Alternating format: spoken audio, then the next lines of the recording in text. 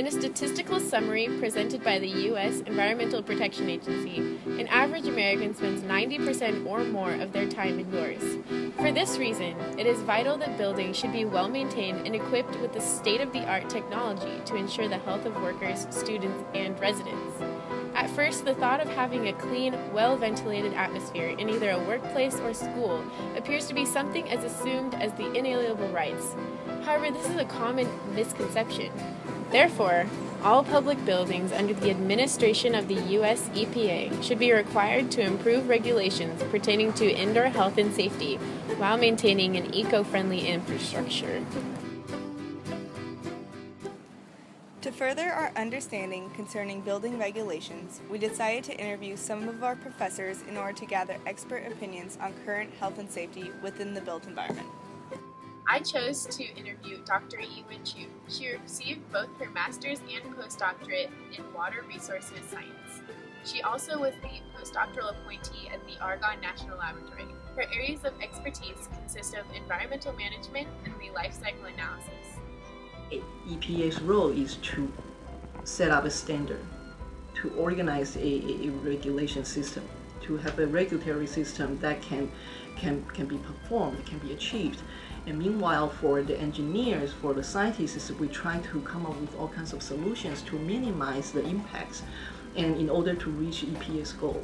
So that's why EPA's regulation is underneath the regulatory system, and LCA is under the analysis systems.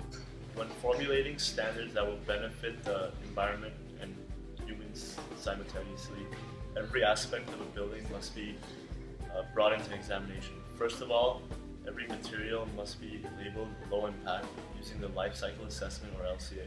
The LCA is a systematic set of procedures for compiling and examining the inputs and outputs of materials and energy and the associated environmental impacts directly attributable to the functioning of a product or service throughout its life cycle.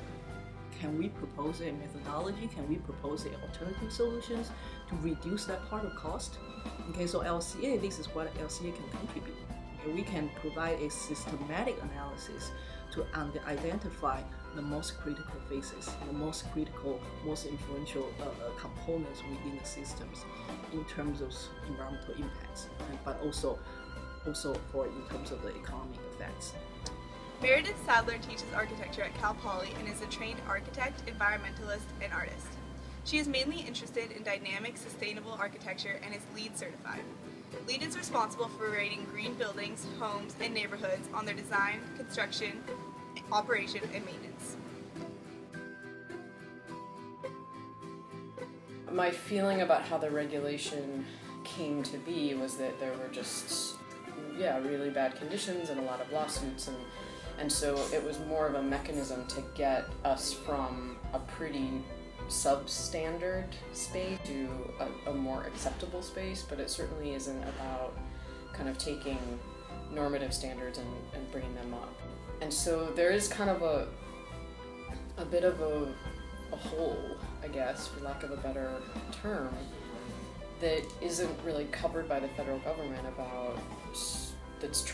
having to do with providing superior air quality. And there's a certain way that indoor air quality is typically handled. I mean, one of the big problems in America in particular is we tend to heat and cool and provide air change all with air, all running through ducts. It's very hard to clean that ductwork. It's a tricky problem, and a lot of it is because of the way that we build. Wall insulation, one of the most vital parts of a building, must be non-toxic and very sturdy. The point of insulation is to keep either the warm or cold air inside and reduce the need for HVAC systems. HVAC is the abbreviation for heating, ventilation, and air conditioning, the essentials which make an environment comfortable. We have to think, everything within the system and see how different components, factors, they work together within the system. There's really two ways that innovation and design in buildings happen. One is that it's regulated, mandated by the government code, right? Which is a pretty slow process for making change happen. If they do make a big change, it's it's a big deal, right? The whole industry has to adjust, so they try to keep it pretty slow and steady changes. A positive advancement that Congress has taken is the Independence and Security Act of 2007. It merely mandates that all federal edifices use Energy Star products, and new or renovated buildings reduce their fossil fuel emissions by 2020, then later become carbon neutral by 2030. Then the second way that has the most impact are the owners or the clients, but there's not that many owners realistically that are, it's expensive to build to just building, let alone a high performance building, and so that can be tricky. And then the third way, which we as architects definitely have some agency in this, but we can suggest and propose stuff to the owner and other people, and if it's a good relationship and if the resources are there, then that's a way that stuff could happen, and I think increasingly we need to be doing that. Of course, green roof is part of that's actually part of the LEED. Okay, the LEED, the green buildings.